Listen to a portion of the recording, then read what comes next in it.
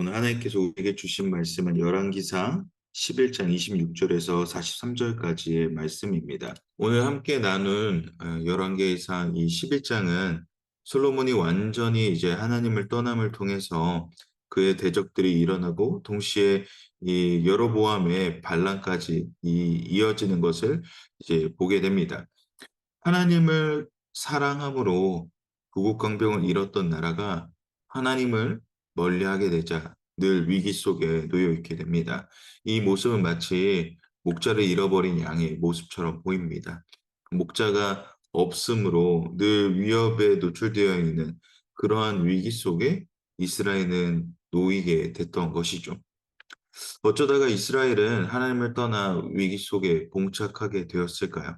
하나님을 분명히 사랑함으로 세웠던 이 성전 앞에서 이스라엘 백성들 모두가 함께 우리는 하나님만을 예배하고 섬기는 나라가 되기 원합니다라고 고백했던 그때의 이스라엘과 어쩌다 이렇게 하나님을 가장 멀리하는 나라가 되었을까 합니다.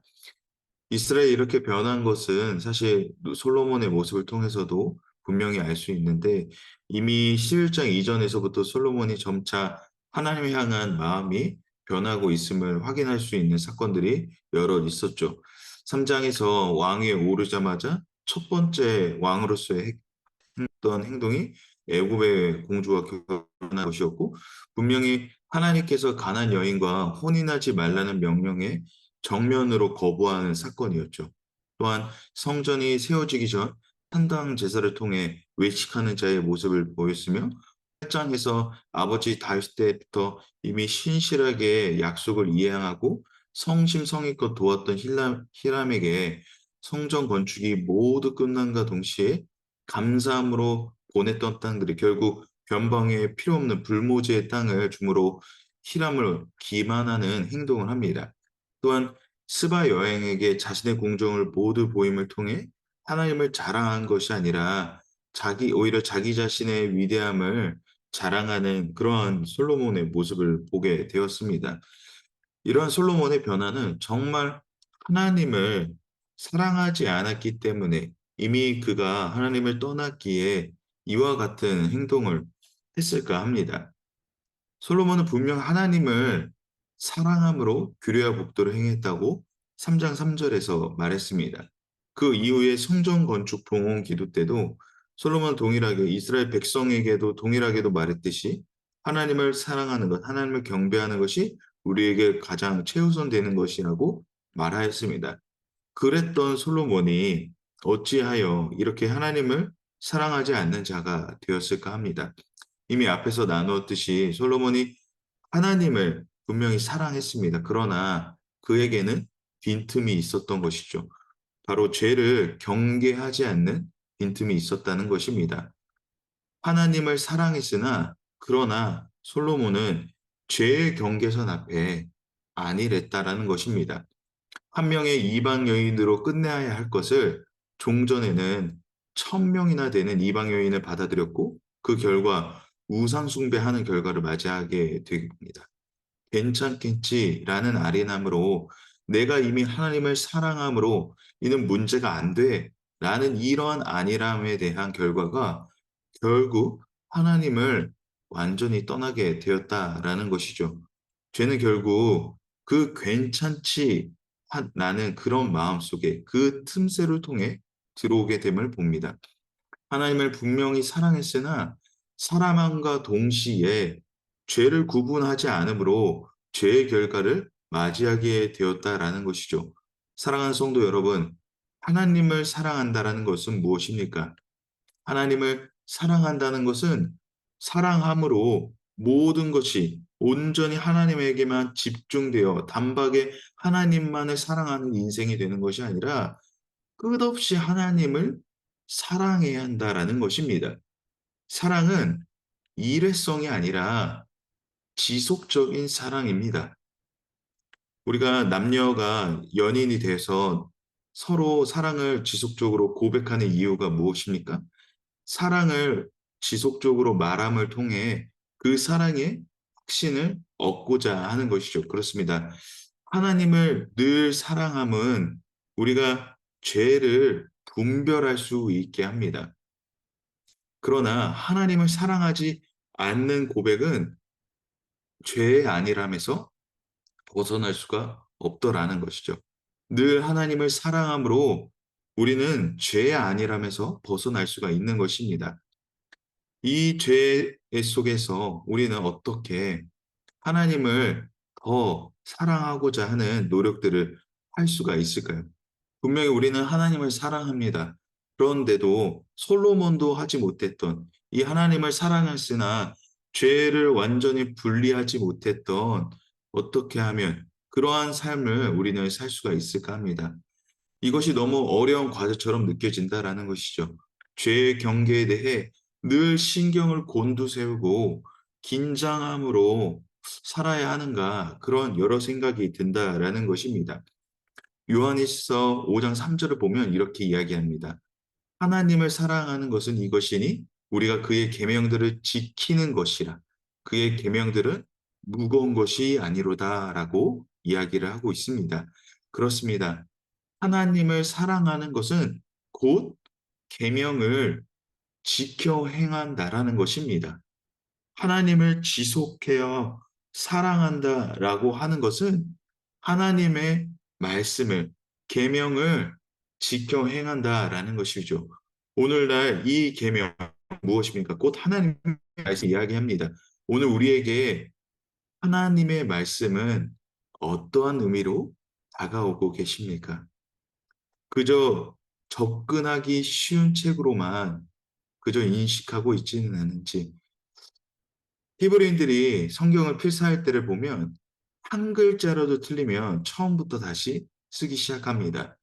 또한 십계명에 하나님의 이름을 망령되이 부르지 말라는 것에 하나님의 이름이 거룩히 하게 쓰지 못한다고 생각하는 이들에게 이 야훼 그 하나님의 이름 여호와는 야훼라는 말로 번역합니다. 이는 주님이라는 뜻이죠. 그런데 이 야훼라는 단어를 쓸 때 필사자는 어떻게 하냐면 정결하게 몸을 씻고 그다음에 한 글자 한 글자를 써 내려갑니다.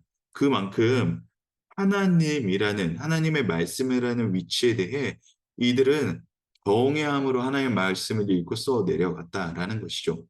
오늘 우리에게 하나님의 말씀은 어떤 의미로 다가오고 있습니까? 요한일서의 말씀처럼 그저 그 말씀을 무거운 나의 족쇄와 같이 여기고 있는 것은 아니시, 아니면 너무나 말씀을 가볍게 여기고 있는 것은 아닌지 합니다. 히브리인들은 하나님의 말씀을 경건함으로 경외함으로 필사한 것은 무거운 의미에서도 있지만 무엇보다 그들은 하나님을 사랑함 가운데서 썼다라고 생각합니다. 이들에게 말씀이 그전 무거운 법에 지나지 않았다는 것이 아니라 이것을 하나님을 사랑함으로 그들은 써 내려갔다라는 것이죠. 주님이라는 글자가 여러 번 나오면 얼마나 여러 번 몸을 씻어야 했겠습니까? 그런데 분명히 이들이 이것을 기쁨으로 행했다라는 것은 말씀이 그들을 귀하게 여김으로 오늘까지 이 성경의 필사가 훼손되지 않고 오늘 우리에게까지 잘 전달되지 않았을까라는 것입니다. 결국 하나님의 말씀을 지켜 행함으로 우리는 하나님을 사랑할 수 있다라는 것입니다. 하나님의 말씀을 정말로 사모하십니까? 하나님의 말씀이 그저 텍스트가 아니라 나에게 말씀하시는 말씀으로 우리는 이 하나님의 말씀을 인식하고 있는지, 성경을 정말 그렇게 우리의 마음속에 받아들이고 있는가 합니다. 정말 우리에게 그런 마음이 있다라면 내가 정말 하나님을 사랑함으로 늘 살고자 한다라면 오늘 이 하나님의 말씀을 경건함으로, 경외함으로 받아들이시기를 소망합니다. 하나님을 정말로 사랑할 때에 우리는 말씀을 잘 지켜 행할 수 있습니다. 그러므로 하나님의 말씀을 귀하게 여김으로 나아가는 우리 모두가 되기를 소망합니다. 하나님의 말씀을 우리가 기쁨으로 여긴다라는 것은 하나님을 사랑함으로 이 말씀을 경건히 읽어 나아가는 것입니다. 지속적으로 하나님을 사랑하게 하는 것은 곧 말씀을 따라 지켜 행함을 말합니다. 오늘도 그 말씀하시는 하나님의 음성에 따라 우리가 살아가기를 원한다면 하나님의 말씀을 귀하게 여김으로 오늘도 하나님 곁에 내가 늘 머물고자 하는 습관에 머물고자 한다면 하나님의 말씀을 더 귀히 사모함으로 나아가는 우리 모두가 되기를 소망합니다. 오늘 말씀 33 절에서는 그렇게 이야기를 하고 있습니다. 솔로몬이 "내 규례의 법들을 지키지 않았다."라고 합니다. 결국 솔로몬의 마지막의 경로는 하나님을 사랑했으나 결국 그 말씀의 규례대로 행하지 않았음을 보게 된다라는 것이죠. 사랑하는 성도 여러분, 하나님을 사랑했다라는 고백 앞에 우리는 진실히 하나님의 말씀을 지켜 행하는 인생이 되기를 원합니다. 그 지켜 행함은 하나님의 말씀을 경외할 때 비로소 나타나게 될 줄을 믿습니다. 오늘 우리에게 주어진 이 하나님의 말씀이 우리 안에 정말 하나님께서 우리에게 주셨다라는 말씀으로 우리가 인식함으로 이 말씀을 통하여 귀히 여기고 또 하나님의 말씀을 경외함으로 순종하며 나아가는 우리 모두가 되기를 소망합니다. 그런데 너무나 중요한 것은 하나님의 말씀을 지켜 행하는 것은 하나님을 사랑함으로 시작할 수 있다라는 것입니다. 그저 말씀을 지키기 위해 노력하는 것이 아니라 하나님을 사랑함으로 시작하는 우리 모두가 되기를 소망합니다. 사랑함이 곧 말씀을 지켜 행할 수 있습니다. 오늘 그 말씀의 음성에 따라 우리가 반응하는 우리 모두가 되기를 소망합니다.